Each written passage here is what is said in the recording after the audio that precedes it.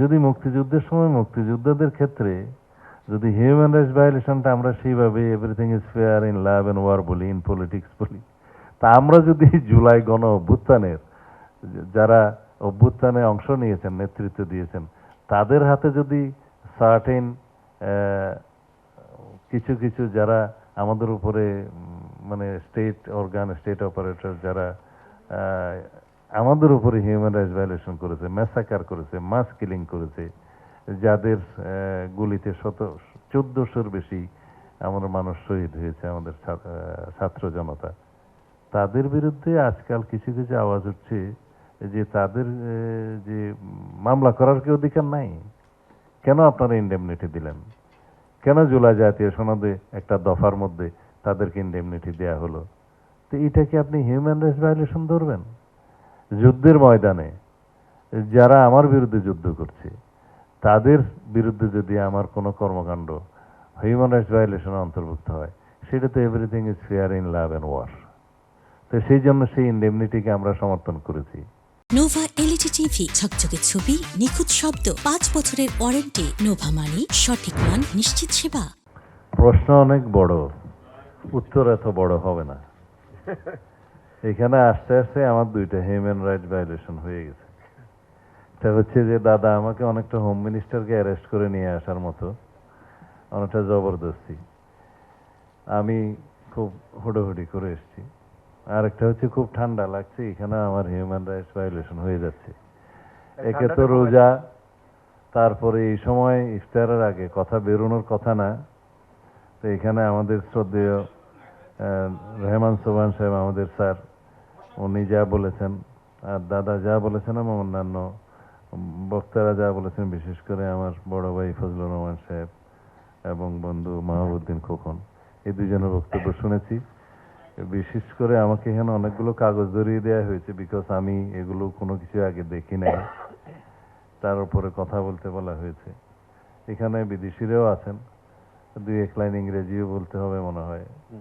আর বাদ বাকি আপনারা যারা আছেন সবাই আমাদের দেশের সমাজের বিশিষ্টজন, প্রখ্যাত শিক্ষাবিদ, চিন্তাবিদ, এবং এখানে টেবিলে যা আছেন সবাই বলেছেন যে অনেকেই আইনজীবী। আমি আইন পড়েছি, জীবী হতে পারি নাই, তো নন প্র্যাকটিসিং লয়ার আর কি অনেকটা। যেগুলো আমাদের সামনে প্রশ্ন এসছে এবং আজকে যেটা উদ্দেশ্য, দাদা যেটা বললেন যে হিউম্যান রাইটস কমিশনের এই অর্ডিন্যান্সটা নিয়ে আমাদেরকে ফোকাস করতে হবে বলে মনে হচ্ছে। Out of 133 ordinances plus 1 unconstitutional order, যাই হোক, এটা আপনারা অনেকে অনেক কিছু বলতে পারবেন যে কনস্টিটিউশনাল রিফর্মস অর্ডার দেওয়ার ইখতিয়ার প্রেসিডেন্টের ছিল না, সেটা দিয়েছে। সেটা অবশ্য কোর্টে চ্যালেঞ্জ হয়েছে, দেখা যাক কোর্ট কি বলে। আমরা যা কিছু আলোচনা করে জাতীয় সংসদে আলাপ আলোচনা করে সেই বিষয়ে সিদ্ধান্ত নেব। তবে আমরা একটা নিয়ম নীতি এবং কনস্টিটিউশনাল প্রসিডিউরের মধ্যে, ধারার মধ্যে থাকতে চাই। কোনো কিছু ইম্পোজ করা, যেমন আজকে আমার উপর অনেক কিছু ইম্পোজ করা হচ্ছে, কোনো কিছু জবরদস্তি ইম্পোজ করা ন্যাশনের উপরে কখনো ভালো ফল নিয়ে আসে না। আমরা তখনই বলেছিলাম যে জাতীয় ঐকমত্য কমিশনে ইন বিটুইন দি পার্টিস এবং সমাজের স্টেক হোল্ডার যারা, বিভিন্ন শ্রেণী পেশার মানুষ, তাদের মধ্যে একটা ঐক্য হয়েছিল, এবং যে সমস্ত বিষয়ে ঐক্য হবে সেগুলো বাস্তবায়নের জন্য মাননীয় প্রধান উপদেষ্টা কয়েকবার জাতির উদ্দেশ্যেও ভাষণ দিয়েছিলেন। আমরা সেই জায়গায় ছিলাম।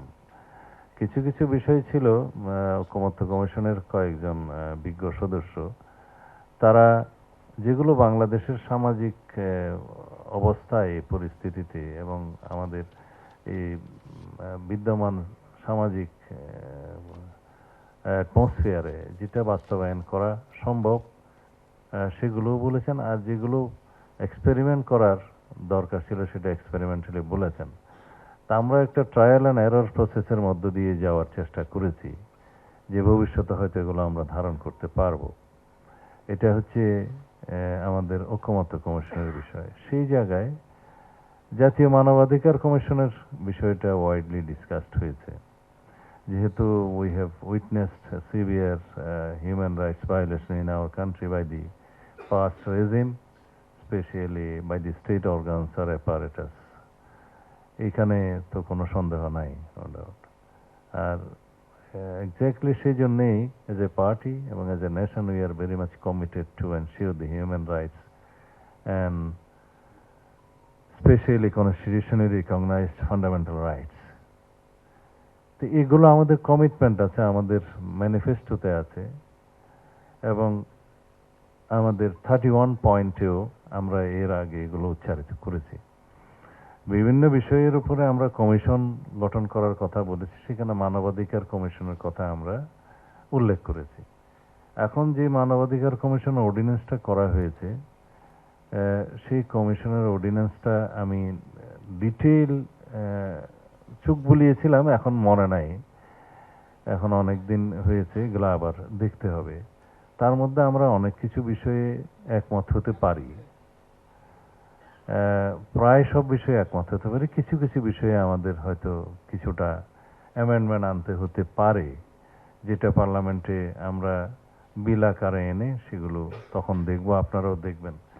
তবে এক্স্যাক্টলি ইন্টারিম গভর্নমেন্ট যে সমস্ত অর্ডিন্যান্সগুলো যেইভাবে তাদের ধ্যান ধারণা মতে পাশ করেছে বা অর্ডিন্যান্স জারি করেছেন, সেই অর্ডিন্যান্সগুলোর অধিকাংশই আমার মনে হয় আমরা এক্স্যাক্টলি গ্রহণ করতে পারবো।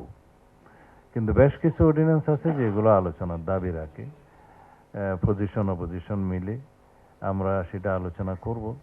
সেই ক্ষেত্রে দাদা যেটা বললেন যে গড়ে এবারেই যে 4টা করে অর্ডিন্যান্স পাশ করতে হবে, সেই ক্ষেত্রে যেহেতু একটা বাধ্যবাধকতা আছে যে জাতীয় সংসদের সেশন যেদিন বসবে তার থেকে 30 দিনের মধ্যে এগুলো আইদার ল্যাপস অথবা পাস অথবা অ্যামেন্ডেড আকারে গ্রহণ করতে হবে। এখানে একটু মুশকিল হয়ে গেছে, এই 30 কার্য দিবস নয়, এটা হচ্ছে 30 দিন। তার মানে মাঝখানে বন্ধ টন্ধ থাকলেও সেটা গণ্য করতে হবে। এখন আমাদের সেশন বসছে 12 তারিখ, 12 তারিখের পরে 13-14 উইকলি হলিডেজ, এরপরে 15 তারিখ আবার বসার সম্ভাবনা আছে, 16 তারিখ সবে কদর, তারপরে একদিন ন্যাশনাল হলিডে ছিল না, একদিন মাঝখানে ব্রিজ হলিডে আমরা করে দিয়েছি, সেটা একদিন খোলা ছিল, সেটাও আর সম্ভব হচ্ছে না সেশন বসার। তারপরে লং হলিডেজ পুরা 7 দিনের, এরপরে 26শে মার্চ 25শে মার্চ এগুলো অবজার্ভ হবে ন্যাশনালি। একটা হচ্ছে গণহত্যা দিবস আর একটা স্বাধীনতা দিবস উদযাপন। গণহত্যাটা আমরা পালন করি, দিবসটা, স্বাধীনতাটা উদযাপন করি। এই হিসাবে দেখা যায় 29 তারিখের আগে সেশন আর বসা সম্ভব হচ্ছে না। এখানেই 15 দিন হয়ে গেল। তো দাদার এভারেজ হিসাব করতে গেলে সেটা এখন 8টা হয়ে যাবে। তো রেগুলার 8টা অর্ডিন্যান্স পাশ করা, উত্থাপন করা বিল আকারে প্রত্যেকটা মন্ত্রণালয়ের পক্ষ থেকে কতটা সম্ভব জানি না। তবে আমরা যেগুলো পারবো না সেটা হয়তো অটোমেটিক ল্যাপস হয়ে যাবে, কিন্তু পরবর্তী সেশনে সেই আইনগুলো আমরা বিল আকারে আনতে পারবো। তাই আমরা সেই জন্য একটা প্রারম্ভিক ভাষণও দিয়ে রাখবো, যেটা আমাদের জন্য সংসদের সময় এবং এই 30 দিনের সীমাবদ্ধতার ভিতরে যেটা সম্ভব সেটা আমরা করব। তার মধ্যে অবশ্যই মানবাধিকার কমিশনের এই অর্ডিন্যান্সটা থাকবে আশা করি। অবশ্যই এটা আইনমন্ত্রী বললে ভালো হতো, আমি স্বরাষ্ট্রমন্ত্রী হিসাবে হয়তো আমার মন্ত্রণালয়ের অধীনের আইনগুলো সম্পর্কে কথা বলতে পারতাম। এখানে আমাদের মন্ত্রণালয়ের অধীনেও 7টা অর্ডিন্যান্স আছে। তো এই 133টার মধ্যে কিছু কিছু আছে যেগুলো একদম পত্রপাঠ অনুমোদন করা যাবে, যেগুলো খুব সামান্য সামান্য বিষয়। কিন্তু বেশ কিছু অর্ডিন্যান্স আছে, যেমন গুম কমিশন সংক্রান্ত আছে, মানবাধিকার সংক্রান্ত আছে, তারপরে আরো 2-1টা আছে যেগুলা রিলেটেড, এখন সব আমি বলতেও চাই না, মনেও নাই।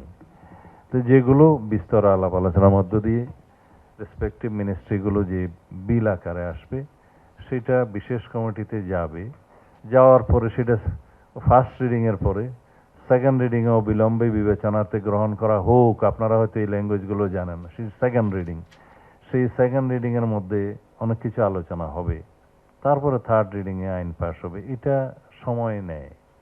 এখন এই সংক্ষিপ্ত 30 দিনের ভিতরে কতটা আমরা এই আইন পাস করাতে পারবো ঠিক বলতে পারছি না, কিন্তু আমি এশিওর করতে পারি আমরা অধিকাংশই আমরা ধারণ করব। যেগুলো হয়তো আমরা অ্যাজ ইট ইজ গ্রহণ করতে পারবো, সেটা ওইভাবেই আমরা আইন করে আগে নিয়ে আসব। বিল আকারে আনতে হয় প্রত্যেকটা আইন রেসপেক্টিভ মিনিস্ট্রি থেকে।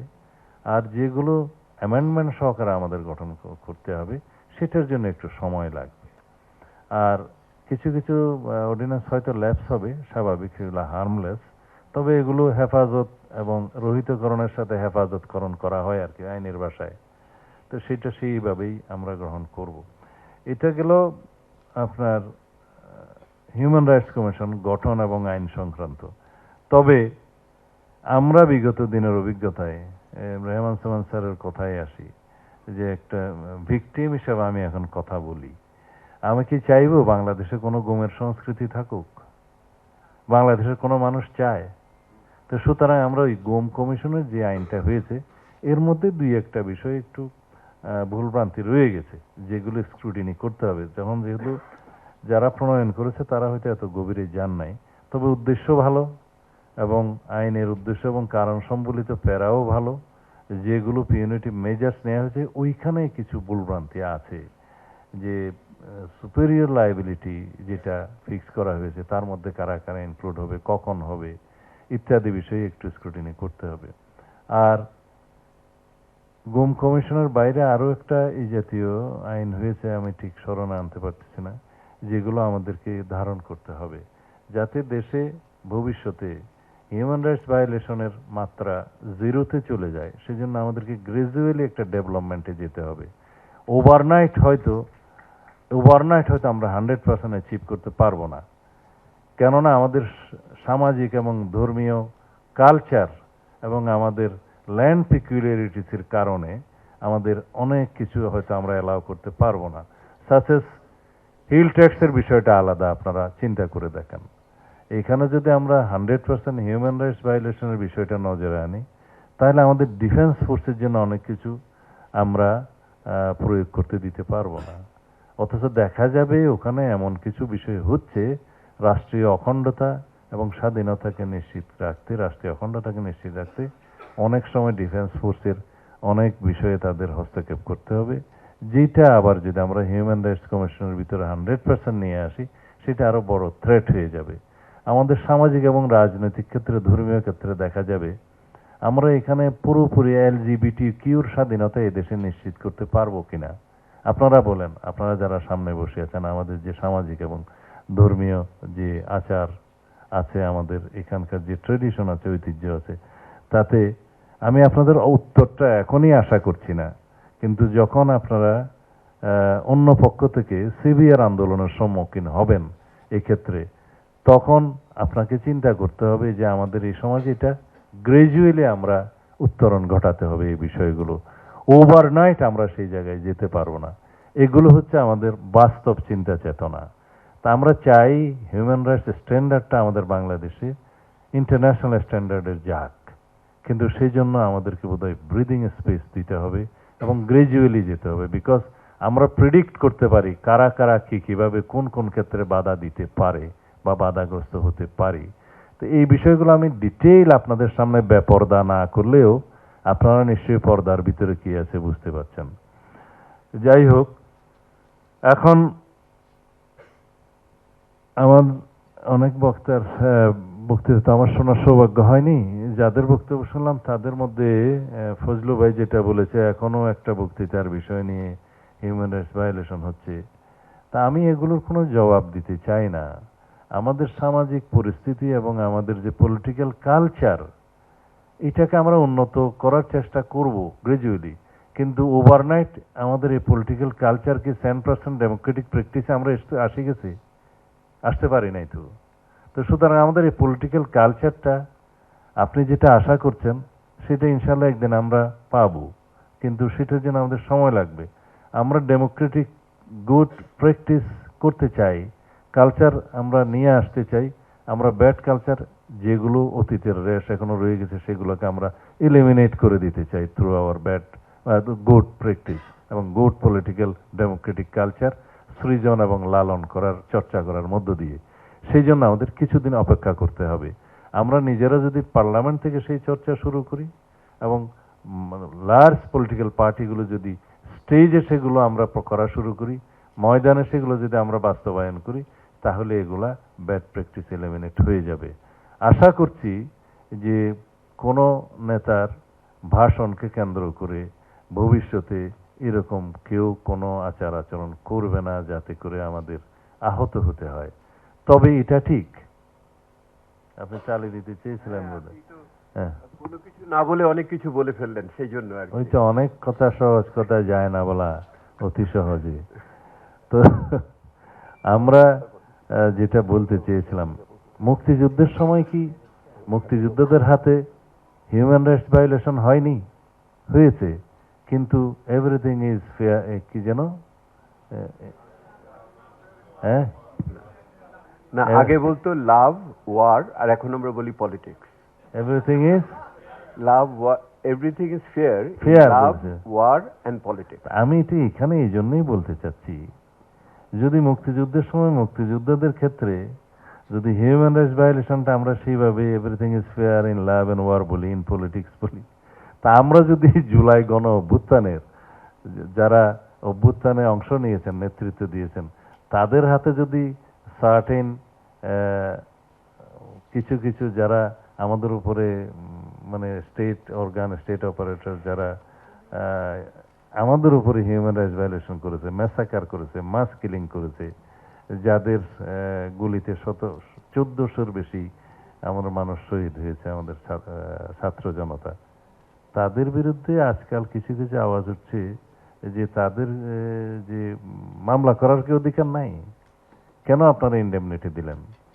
কেন জুলাই জাতীয় সনদে একটা দফার মধ্যে তাদেরকে ইনডেমনিটি দেয়া হলো? তো এটা কি আপনি হিউম্যান রাইটস ভায়োলেশন ধরবেন? যুদ্ধের ময়দানে যারা আমার বিরুদ্ধে যুদ্ধ করছে, তাদের বিরুদ্ধে যদি আমার কোনো কর্মকাণ্ড হিউম্যান রাইটস ভায়োলেশনের অন্তর্ভুক্ত হয়, সেটা তো everything is fair in love and war.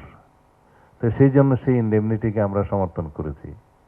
এখন যদি বলা হয় যে তাদেরকে মামলা করতে দিতে হবে, ইত্যাদি দিতে হবে, তাহলে মুক্তিযোদ্ধারা রাজাকারকে হত্যা করার দায়ী এখন মামলা করা যাবে?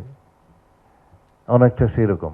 তো সুতরাং এক্সেপশন সব জায়গায় আছে, আমরা সবকিছুকে হিউম্যান রাইটস ভায়োলেশন বলতে পারবো না। আমাদের অবস্থা গণ অভ্যুত্থানের সময় আমরা যেভাবে আমাদের জুলাই যোদ্ধাদেরকে ইনডেমনিটি দিয়েছি, সেটাতে আমাদেরকে সম্মত থাকতে হবে জাতীয় ভিত্তিতে। এগুলো আমি এখানে খোলাসা করে বলছি, কারণ এখানে আমরা ন্যাশনালি ঐক্যমত্য পোষণ করেছি। এটা জুলাই জাতীয় সনদের অঙ্গীকার নামায় আমরা সেটা স্বাক্ষর করেছি। তো এখন যেটা আমাদের সংসদীয় কমিটিতে আপনি বললেন যে কি আলাপ হয়েছে, একটা আলাপের কথা ফাঁস করে দিই। আমরা বলেছি আমরা কোনো আরোপিত আদেশ যেগুলো জবরদস্তিমূলকভাবে আমাদের উপরে ইম্পোজ করা হয়েছে সেটার মধ্যে নাই। তবে আমরা জুলাই জাতীয় সনদের প্রতিটি অক্ষর, প্রতিটি শব্দ বাস্তবায়ন করব। যেখানে নোট অফ ডিসেন্ট দেওয়া আছে, অনেক দল অনেক রকমের নোট অফ ডিসেন্ট দিয়েছে, অনেক দফাতে আমরাও দিয়েছি। সেখানে বলা আছে যদি নির্বাচনী ম্যানিফেস্টোতে উল্লেখপূর্বক জনগণের ম্যান্ডেট প্রাপ্ত হয়, সেই সমস্ত দলসমূহ সেটা বাস্তবায়ন করতে পারবে। সেই অ্যাকর্ডিংলি 70 অনুচ্ছেদের কথা আমরা বলছি।